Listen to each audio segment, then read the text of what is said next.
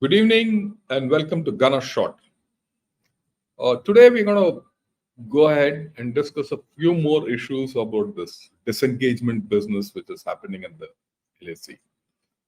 Now, we all know, and we discussed yesterday, that India had put it out that we had reached some kind of arrangement with the Chinese on the LAC to resume patrolling and nothing more. Today, the Chinese spokesman has also come out and said there is a solution which has been reached on the patrolling arrangements, LAC, and all that, and nothing more has been said. Very interesting development, a significant development, and a positive development, but with inherent risks and understanding. Now, the issue is a lot of people feel that it's a damn good thing and X, Y, Z. A lot of people say, look, this is just the beginning. You have to be very careful with China and you have to be cautious with what you do. Their method is most sophisticated and this is only a tactical issue. And we can't trust China. Obviously, we can't trust China. That's a foregone conclusion. But let's not get into the hyperbole of all these issues. We need to do some cold analysis. Today, when I was thinking over the whole story, in the morning, two things came to my mind, and those two things are part of this headline. First, I thought this move leads to the string of pearls theory. To its deathbed. There's no more string of pearls anymore. I think this is the last pearl which has to be broken out of that string. And then I said, look, what's the Chinese logic of this arrangement? Why have they agreed to it? After all, 4 years back, they started the whole thing from now. If after 4 years you come to the whole same circle, ke bhai, wahi se shuru ho gaya, then what's something amiss? It's like, Taliban, America invaded Afghanistan, displaced Taliban to replace it with Taliban. Same thing.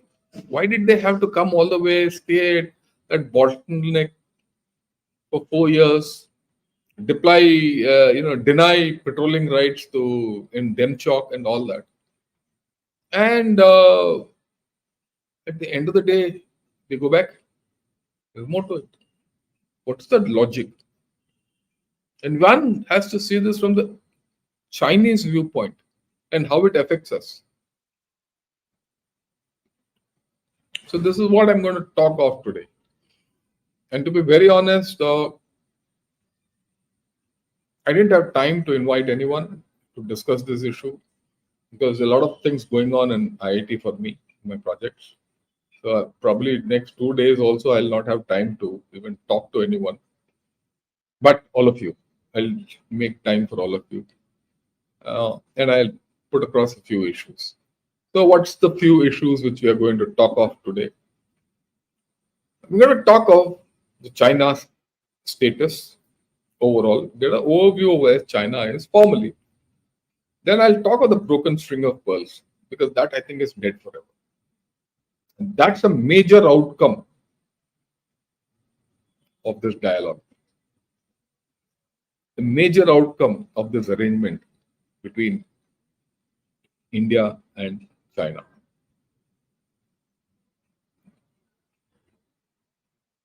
Then let's look at the LAC step back by China in the larger perspective.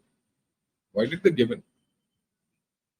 And then we need to look at the BRICS and global leadership issues. So there's a lot of talk that look as a precursor for the Modi meet, this had to be done.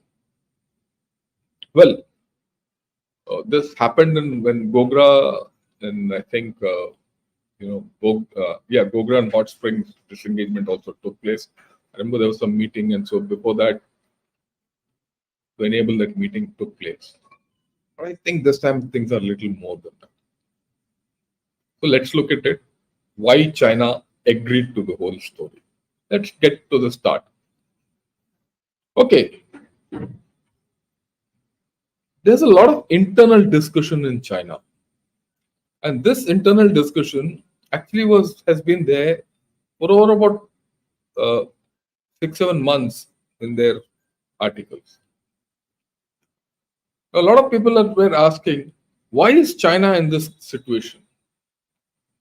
Why has China deployed over 50,000 troops or more in high altitudes along the LAC to achieve what?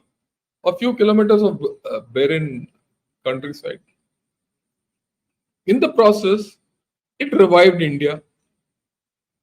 It made India into a regional power and a regional competitor. So, what did you achieve? This was the criticism against Xi Jinping. Many of us didn't understand this. Okay. So, there was an issue for Xi Jinping as to why China was in this situation. And what's more, as we kept rebalancing our forces to the north, either in eastern Ladakh or in the central sector or in the eastern sector, China kept reacting thereafter. After the initial thing in 2020. And they moved up troops on the IB, or rather the LAC. Now, as they moved up troops on the LAC, they kept deploying the reserves. Today, China finds itself in a place where it has very little offensive capability. It's a very simple thing. If you have 4 doors and there are 4 people in the house, and each person has to guard a door and he stands at the door, there's no one left for an attack or a counter attack. But if there are 4 doors, you guard them by some other means, diplomatic, whatever it is. And these 4 people are together at a point at a place. They can react on each door with 4 people. That's offensive capability. Because the enemy can't attack you from all 4 doors. He'll attack you at 1 or 2. You can do that. And in the third, you still have some capability to react. That China had lost. I mean, I'm putting it in as simple words as possible. So people are questioning this. And then, of course, it got caught in a two-front situation. I'll talk about it. The next thing which we need to understand is that there's a great reset happening in China. Whether it's their economic priorities, their military priorities, their political priorities. 2 years back, one couldn't have imagined that there was a problem between Xi Jinping and the Central Military Commission. Today it is so. Zhang Yujia, who is the deputy chairman of the Central Military Commission, is competing with Xi Jinping as per some inputs. And his political control is also not that great. So there's a reset happening. Xi Jinping's core ideology is being reset. But then you have to remember, Xi Jinping himself does resets. What happened during the COVID? Overnight, he stopped that, lockdowns. He just threw them out and said, let's go. So a similar reset could be happening in China. And I think it's happening. So, but then here in India, a lot of people are counting their chicks or own chicks. Bhai, हमारे पास ये हो गया. तो ये तो बोलते हैं मोदी है तो इसने धक्का दे दिया. All that nonsense. We have to understand what does China gain from this arrangement. Have we assessed that? And where have we given it? Because this is part of the assessment. No one's going to tell you what's been given and what's the exchange rate going on. So let me try that. That's my attempt today. And that's what we have to look out for. What has China gained in this deal? After all, it's not a fool to step back. Okay? And What have we given to China, or what does China expect from us for this? Okay. Now, let's look at the overall status of China. We all know its economy is iffy and there's a marked lack of confidence. If this had not happened, I would have spoken to you yesterday about Tibet, and today I would have spoken to you about the pessimism in China. I'll still speak about the pessimism in China. There's a huge dose of pessimism in China. We need to understand that. And there's a lack of confidence in the people. People are not confident in China. Demographic decline is marked today.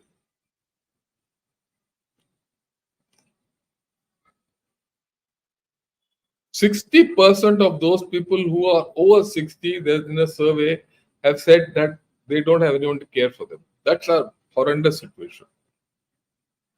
China is facing global environment and tensions, and right? It's full of tensions for China, and we'll talk of it a little later. I think there is a recognition in China of India's inevitable rise. I think the time has gone when China could suppress India. It will continue to do so. It will continue to cut your corners. So if it cannot suppress your rise, then it has to do something internally, isn't it? Get hold of your economy. Get hold of those things which will derail you or slow you down. Today, World Bank and IMF, they've come out some figures. They say that India's economy this year will be 7%.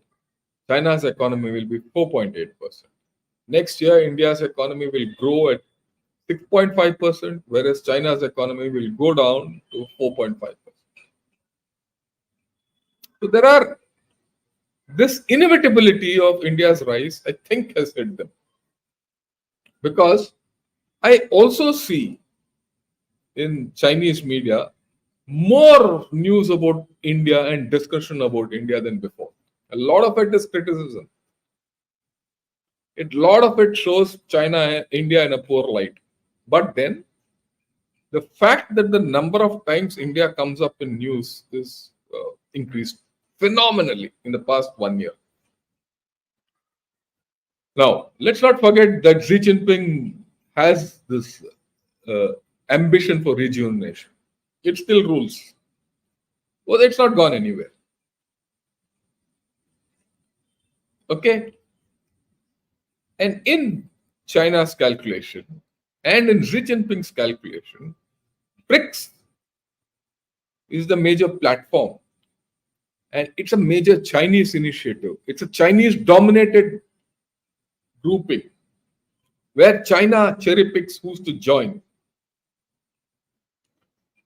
And China, in the past, has also attempted to bring in its global development initiative, security initiative, and civilization initiatives into the game for a Sino-centric world order.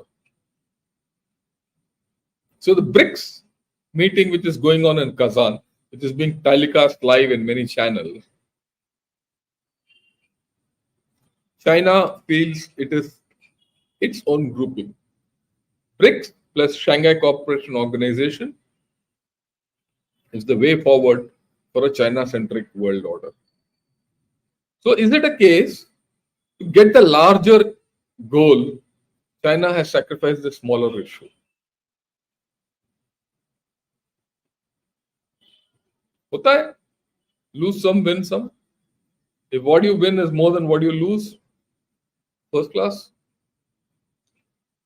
And within BRICS, the major opposition, if any, would come from India. Right? So, now these issues one has to factor in when you look at China's status and why it did what it did now. Or that is agreeing to step back from the LAC. If you go by what it is, if it has status quo April 2020, damn good for India. Let's be very clear about it. But why did you have to do this for 4 years, Nautanki, and gain nothing out of it? Okay, now let's look at this business of string of pearls and all that. This is a string of pearls, isn't it? We keep talking of the string of pearls. Myanmar, Bangladesh, Sri Lanka, Maldives, Pakistan, वगैरह वगैरह. यही तो string of pearls. But today, China has also got its own string of pearls. No? Understand, you look at the stars. Japan, Korea. The Koreas are a problem. And if the Koreas are in a problem, China is in a problem. Let's be very clear about that. I mean, many people don't understand this. If tomorrow North Korea falls, America plus South Korea will be sitting on the Yalu River, as in the Korean War. फिर तो गया काम से. It was a major issue. Korea. Today, it's, I think, a little more pronounced than what it was 6 months back also. Japan.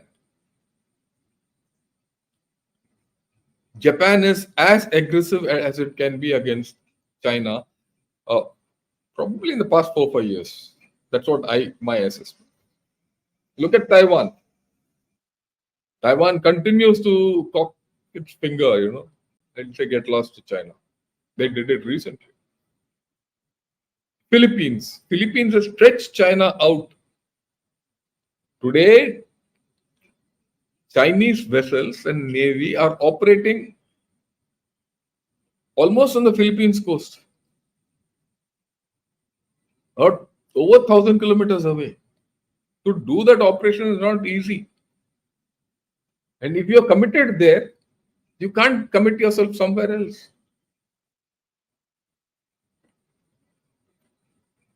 Okay. And of course, behind that, USA is there. It's conducting FONOPS, freedom of navigation operations in all over between Taiwan Strait, all that. Every day you hear these news. So isn't China stuck in its own string of pearls, or contained in its own string of pearls? It is. It's feeling the heat.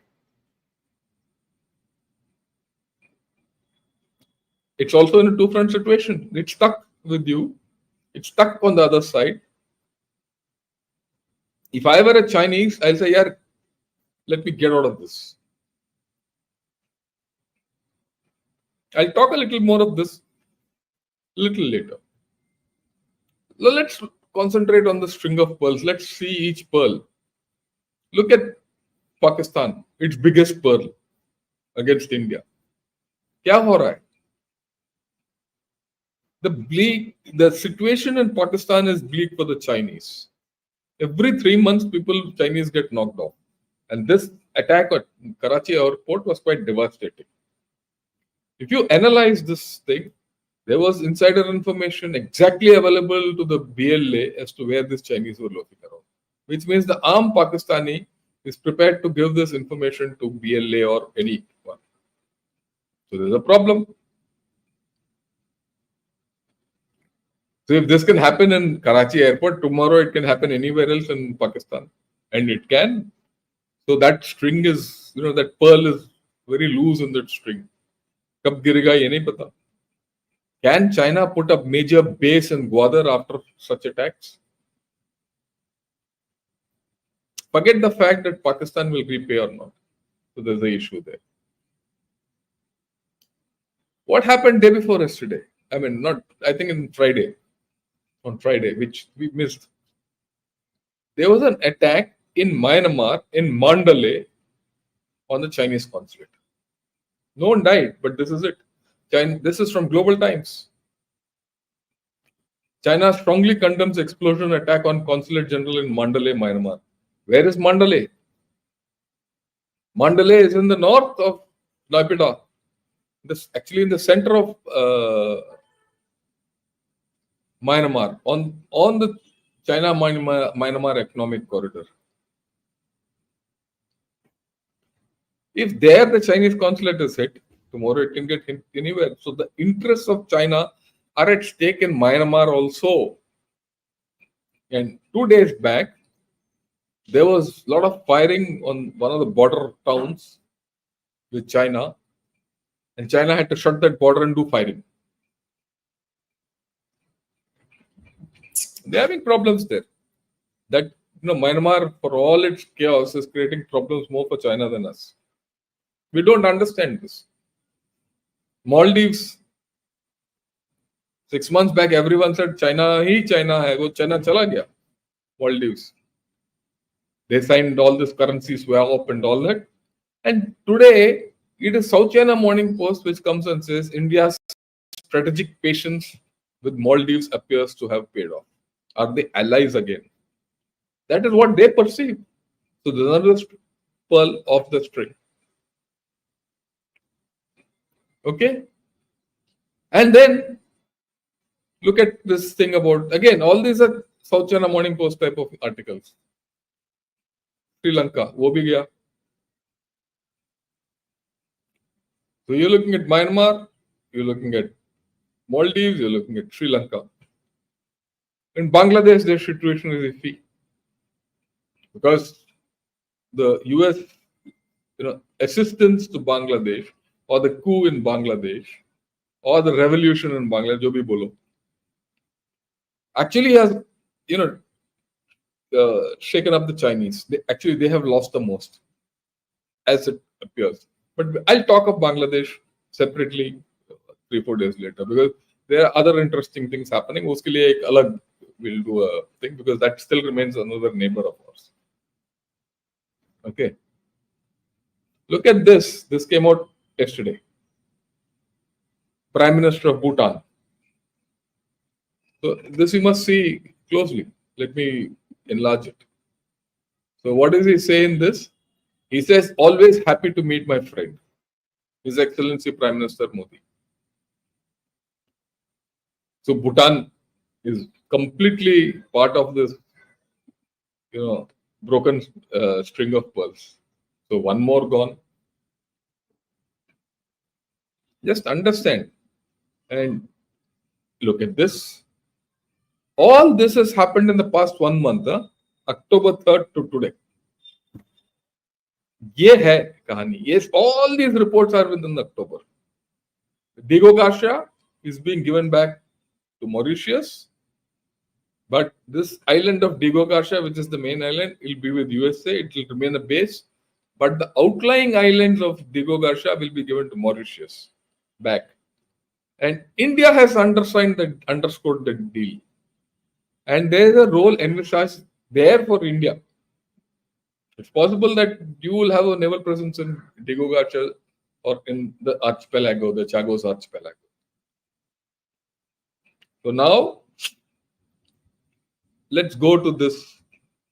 Dekho, this string of pearls, Bangladesh, leave Bangladesh and Pakistan, or Pakistan to gaya kaam se. The rest of this string of pearls are no more with China. They're broken. And they'll never go back to China. Take it from me. Oh, idhar udhar hoga. That I grant. You will have tu mai. But will these go firmly in favor of China like we always thought they would be? I don't think so. And you think that containment of China is going to run away? I don't think so. So remember this, that China has still got, ambitions of the being a China-centric world order and all that. But things are not going that well for it. It knows. And you see in this whole story, India is emerging geopolitically stronger. In this context alone, you forget about the influence in West Asia, Russia, Ukraine, and all that. I mean, consider the fact that the Iranian president has said he's looking towards Modi for, mediation between Iran and Israel. Look at the fact that Mr. Putin has repeatedly said, my good friend Modi, I'm prepared. I hope he gets us back to things. So all these issues would be weighing on China. I have no doubt about it. Now, if it wants to regain this area, it has to let go there. You can't expect China कि वहां भी पकड़ लो, यहाँ भी पकड़ लो, वहां भी पकड़ लो. It's not so. After all, their economy, everything we've seen. Okay. Now, let me examine the business of the criticality of Aksai. I mean, people don't understand it. What's the criticality of Aksai to China? I'll make the map bigger so that you have a good see. And those of you who are watching it on a mobile, I would request you to watch this on a laptop so that you see the map depiction clearly. I mean, this one has to understand in the larger context. You see Xinjiang and you see Tibet, okay? And you see the Himalayas, the Kunlun range and all. But let me focus something. This is the Pamir Knot. From the Pamir Knot, the fingers go east. One is the southernmost of the Himalayas, then the Karakorams, and then the Kunlun Mountains, and then the Altantan, right? And top is the Tian Shan. The Kunlun Mountains separate Xinjiang from Tibet. The connectivity is through Aksai. This is Aksai. And the road connectivity goes from Tibet to Xinjiang. If this connectivity is not there, Xinjiang has to be dealt with from the north and Tibet from the south. That is from Lhasa, Golmud, it has to come directly through the Taklamakan desert. And here also. The approaches vary. So if something happens in Tibet, and if Aksai is not with them and India blocks China, from Xinjiang he can't move people here, and from Tibet also he can't move people there. So there's a problem. And Xinjiang and Tibet are, problematic counties or rather provinces for China. Now look at this. Where Aksai is, Tibet, Xinjiang, I've said. Also, Aksai is at a critical point where you reach into Xinjiang and then you see the bordering countries of China along Kyrgyzstan, Kazakhstan, Tajikistan, Afghanistan, and then of course POK. There are issues which China has. If you think everything is hunky-dory for China, forget it. And then this whole business of abrogation of Article 370, where you have claimed China, Aksai back completely as your territory. It has upset China completely. It's upset its apple cart. And then don't forget what has just come up on the screen. This here. This is the DSDBO road, the Arbok Shok Daulat Beg Goldie Road. That gives connectivity into one of the worst sensitive parts of China. You go across the Karakoram Pass tomorrow in string and you block troops from either side, then all these sensitive border areas are at stake.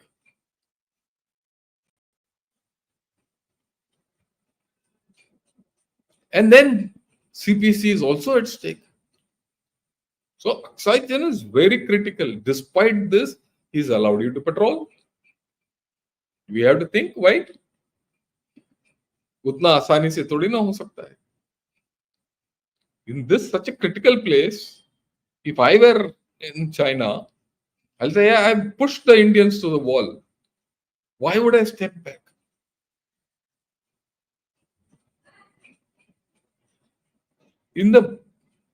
Critically, after all, this is the road which Chonlai built and Mao built in the 50s after taking over Tibet.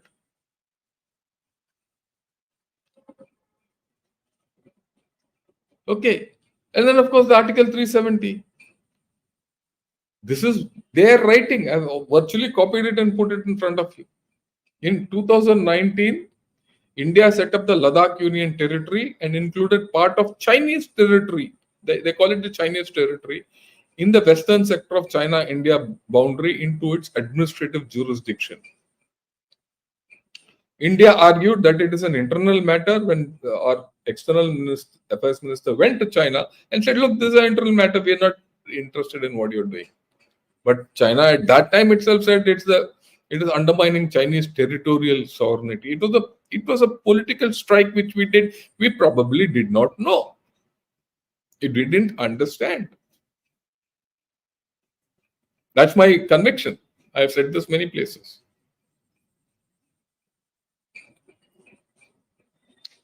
And then they reacted the way they did. But after all this, why are they going back? Yes, a bigger game. They're confident that you will not go further. Or what? There must be some understanding. Or they say, okay, yeah, we have to get rid of the two-front situation. Or we say, okay, let me pull back and de-induct or de-escalate and create my reserve so that I can undertake an offensive tomorrow. All these calculations have to be taken care of. If you de-escalate, he de-escalates, so you'll have more troops in Ladakh and all that. Fine. But he'll concentrate them somewhere in central Tibet.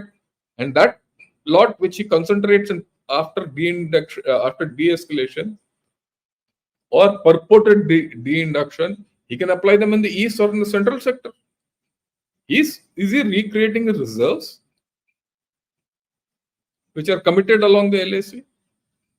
Which the other day General Narayanan mentioned that he's got no offensive capability left or marginal offensive capability. All these issues are there. Now, we have to understand this. This is very important. I keep talking. This slide I keep telling everyone. China has been shifting goalposts for the past 50 years. In 62, they took Aksai Chain and other areas and occupied it by force, especially in the east. That was in 62. Post 62, what they did? They instigated the Sumdranchu incident, rigged up LAC issues and disputes and intrusions. So the focus shifted. Now, post 2003, after the MOU with India, that is during the Vajpayee time, right? They started after 2003. Till 2003, that was the time when 2003 is the time when we recognized Tibet as part of China. Implicitly, nothing written. But once we recognized Tibet as part of China, they started claiming Arunachal Pradesh as South Tibet. And this should give us a lesson. You had an agreement with them. You had an MOU with them. And after that, they said, nahi, yaar, ye hi nahi, hame South Arunachal bhi chahiye. So, and in 2020, they did what they did. Till now, this Depsang and Demchok face-offs are going on. But in doing so, they have violated all treaties and all border agreements. The behavior of China, I'm now giving you the actual behavior of China, is never to honor an agreement. So what is the guarantee that this time he'll honor this agreement? So, is it a tactical shift or it is a strategic shift? It's positive, I have no doubt. I'm proud of the fact that India is the only country. I mean, remember this. This is something very important. I should have spoken about this when we put the thing about we've broken the string of pearls. India is the only country which has made China take a step back, not once, twice, thrice. They were forced to take a step back in Doklam. We pushed them back. It was a rude shock to them. 2020, they were forced to go back from Chushul. They were forced to break their own defenses in Chushul, North Bank and all that and go back. In fact, in North Bank, they went back 9 kilometers where the buffer zone is. And now this is the third time that they've vacated those areas which they had occupied, especially in Depsang area, or they are about to vacate. We don't know. Now, is this patrolling arrangement the big question? In the past 4 years, they've built a lot of infrastructure there. Will that infrastructure remain or get broken? When they allow us to patrol up to the PP 12, 10, 11, 12, 13, which I showed yesterday in the map, it is implicit agreement that they are allowing us to patrol up to our perceived line of the LAC. Isn't it? In which case, will the infrastructure be allowed to remain there? Will they break it like they did in Pangong? So it's a question which you have to watch. And then, how far would they like to come and patrol in our areas on the ground? Will they come as per their historical thing, or they'll ask for more? Or have we agreed for more? All these questions are up in the air. And we will get the answers when the fine print comes out. And then we'll see. And I'm still talking about only the ground situation. And I'm not talking of, trade, shade and all that. Wo alag baat. We are talking about this. Whereas we should plan for that. Isn't it? They have shifted the border. Look at their strategy, look at their outlook, look at what they're doing. He's allowed you only this half of what it is in the bottom, because we don't know the full story. Whereas a lot of steps. So while it's a good thing which has happened, my problem is, and my issue is, I wouldn't say problem, my issue is, we need to plan for the thing. And that is a more important aspect as far as I'm concerned. Right. Okay. Next, let's look at this. What is the LSA situation connected with this? You are only going through the disengagement at this point of time. What has been agreed to is a disengagement. That you will not be in a face-off situation. The modalities we won't know, but I expect that disengagement will happen. What about de-escalation? What does de-escalation mean? That troops move out of a particular area. How will that happen? Those details are not come.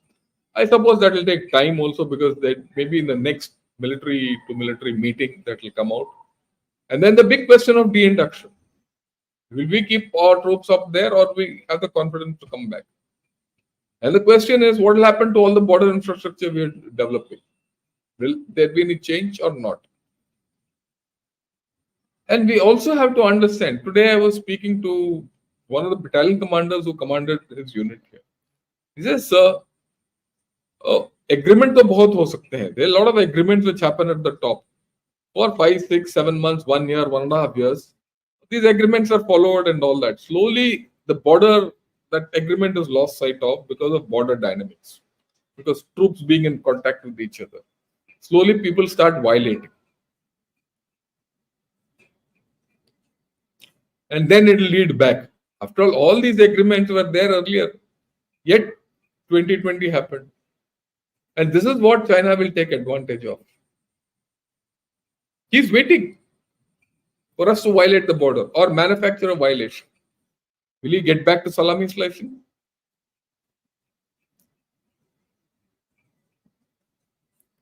So we have to be careful about this whole story. And we have to be very careful about de-induction, if it all happens. But that's the third stage. We'll talk of it later. We're still at the first stage. So you take a look at this. We are talking about the bottommost goal, and you're talking about the first stage of the LAC situation. The needle has just moved.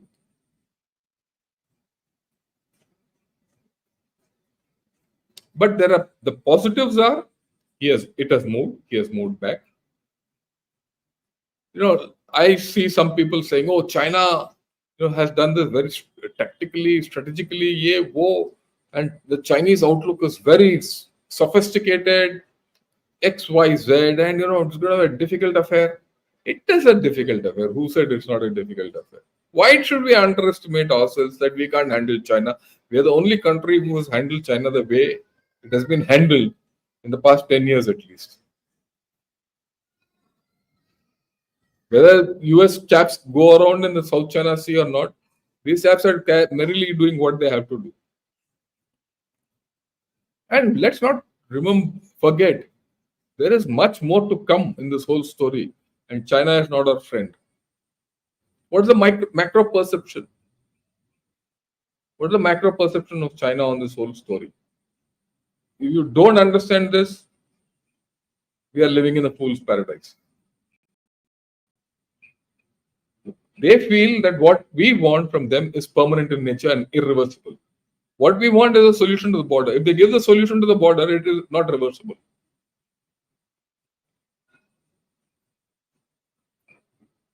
We want them to stop supporting Pakistani terror outfits and Pakistan. If they do that and they renounce that support, again, it's not reversible. And especially at UN and all that, if they go and talk against Pakistan, kaput. And they feel that what China wants from India is temporary and we can reverse the situation. And this is the thought process, not now. It's been there for a long time. What do we want? What does China want from us? Normalized relations and opening bilateral trade. Not aligning with USA. They feel that, okay, they do the first two things because we say the second two things, and tomorrow we change our stance. They are left with the thing, so they will never. Remember this. And the thinking in China is, if China accedes to Indian demands, it will be a loser in the long run. This is the next important point. Okay.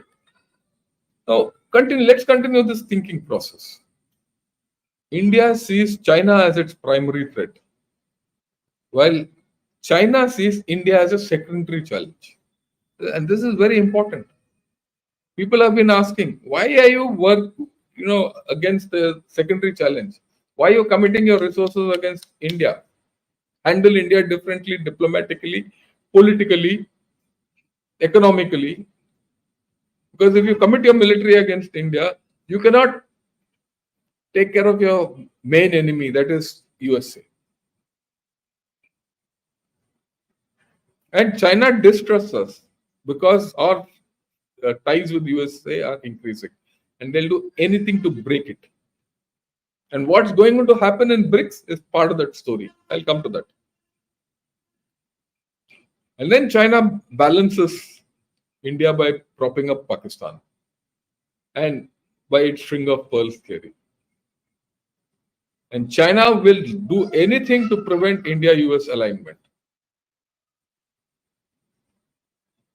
And China is also worried that the problems from India could spill over into China. When they say China, you're looking at Tibet. They look at Tibet, China. I mean, they look at Tibet as part of China, but they're worried about Tibet. Now, this is the American view. Two-front war. India presents China a two-front problem. This is what I spoke earlier, the same thing.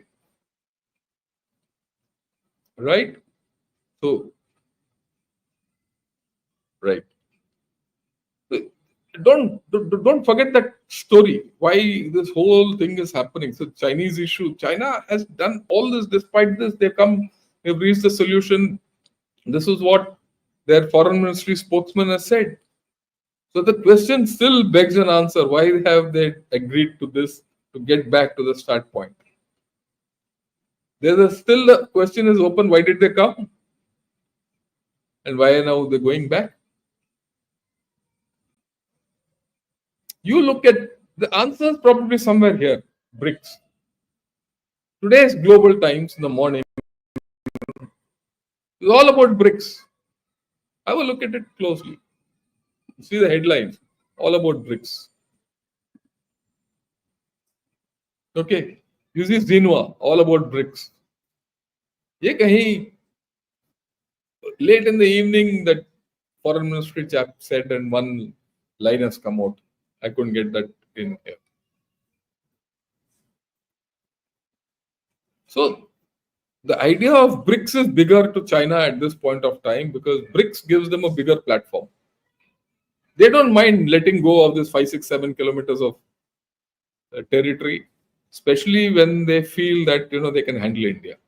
So there's a or by pulling back, they can militarily handle India by creating more reserves. Is he recreating reserves?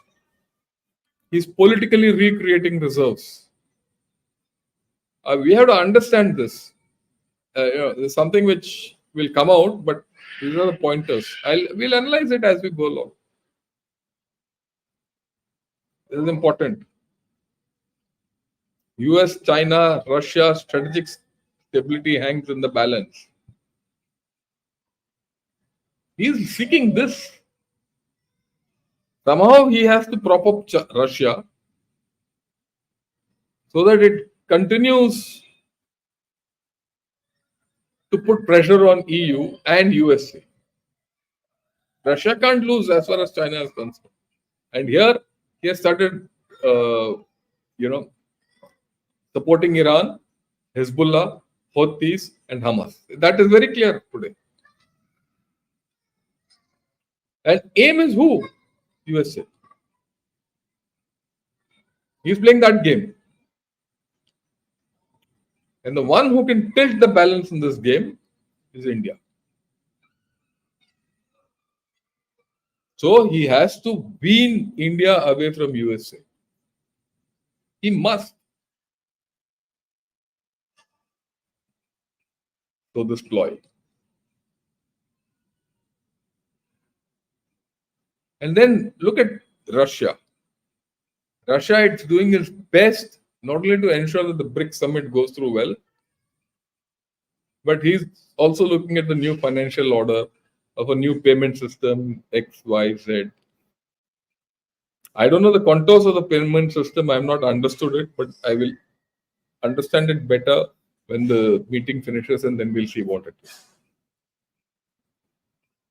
Of course, yuanization is not happening. There's no common BRICS currency because even that payment system is based on some rubles and all that. I don't know what the story is. It's not clear, but they're trying that. And if Russia does that, he'll be doing it at the behest of China. Because they both feel that USA is the bigger problem for them. They have to, otherwise they're sunk. So this is as far as China is considered, this is a tactical move back for the strategic global game. Of course, USA has not yet reacted fully. It's also reading the tea leaves, smelling the tea leaves, which way it's going. But it's going to have an effect on USA. It's going to be a big shock for the USA. And what's happening in BRICS will be seen intimately by USA. Because it's India which swings the balance, one way or the other. In a way, it's good for me. Why? Because the US-India relationship was running off rails. At one level, we were doing Malabar exercise and military to military contact and all that. At the State Department level, there were things going awry. The Panoon case and the Panoon, Patwan Singh, Guru Patwan Singh Panoon, Canada, and this ambassador here, Garcetti, shooting his mouth off in a different direction. What's happened in Bangladesh? There are dots. So we need to reset the India-US relationship also. There's a case for it. And we must be very clear where Russia and China are going. Russia might be one of our best friends. No issues. But Their closeness with China is on a different level today. They have, Russia has a common understanding at the top leadership level, military level, diplomatic level, and every level.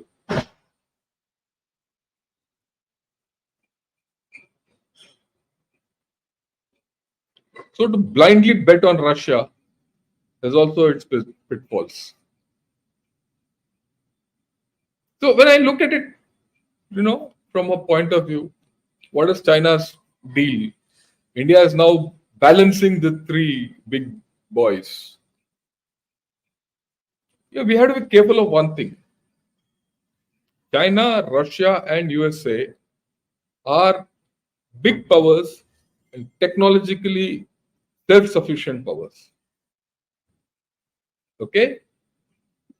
And if we are the fourth power, which we are not technologically self-sufficient. We are dependent, technologically dependent, where technology is a major currency in global affairs today.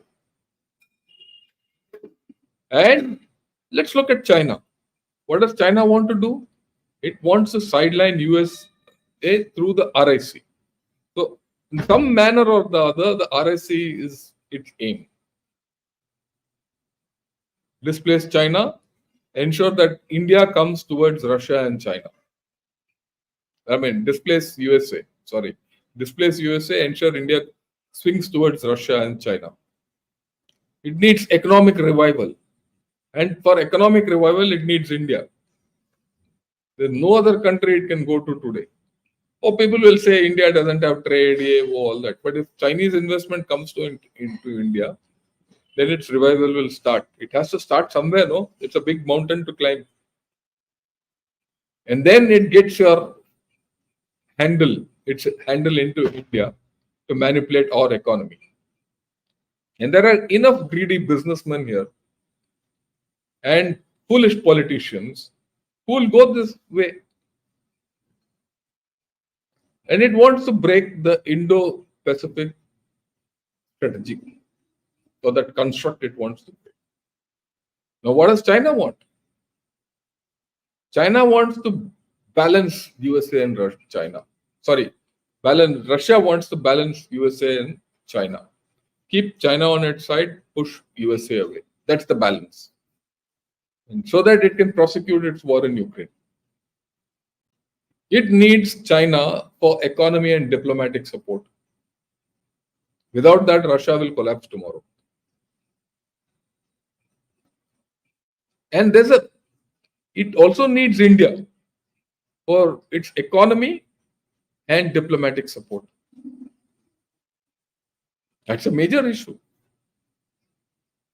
And there's a military interdependency which is developing between Russia and India on one hand and Russia and China on the other hand. So Russia also will do its best to develop that RIC. So who's the third angle? Let's look at it for China, USA. It wants to contain China very clearly, which we had spoken of, and restrain Russia from prosecuting the war. A lot will depend on what happens in the US elections. Right? It wants to propagate its Indo-Pacific strategy. And it wants to build military interdependency with India. Now, and it is in a state of military interdependency with India, especially in the Indo-Pacific region. Without India, there's no Indo-Pacific. If India was on the US side, it can take on Russia and China. And India is also a conduit to handle or restrain Russia. That restrain Russia is through India. So India is in this thing. And this ploy from China is at an opportune time when it sees that our relations with USA are not very good. So all these factors come into play. So India needs to look at its interests and only its interests. Trust no one. If I say the order of trusting or lack of trust, China at the top, followed by Russia and then USA. Or rather, China, Russia, USA, and Russia. I will not trust anyone. Maybe some extent China. Maybe to some extent Russia. Nothing more. Let's not get taken in by the Chinese charm. It's going to come. Let's not get taken in by the machinations of Russia, which is happening. It's happening in BRICS and US bullying. It's bullying us through Canada. It is bullying us directly. That ambassador here, Garcetti, he keeps shooting his mouth off every second day. But to do all this, you need to build your own economic, military, and diplomatic strength. That's my problem.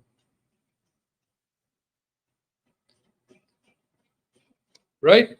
I'll leave with this. This is what I had to say today. If you have any questions, I'll take on, and I see a lot of questions in this. So overall, good development. There's not full clarity. I've opened up a few angles to all of you today. There's one thing which I've not touched on today, and I've not touched on Tibet. What will happen to Tibet? How are you going to handle Tibet? You have to look into the future. And when you look at Tibet in the future, it's not just 1 month, 2 months, 3 months. You have to look at it over a 10 to 15-year horizon. And that is what I'm going to discuss tomorrow. The future of Tibet. I was to discuss it actually yesterday. But yesterday being, this whole thing came up. So I got Rajiv Narayanan to talk on this. Today, this. A follow-up of yesterday. And tomorrow I'll talk of Tibet because that's what I spoke to the Tibetans the day before on Sunday. Right. So let me take the questions. A lot of questions.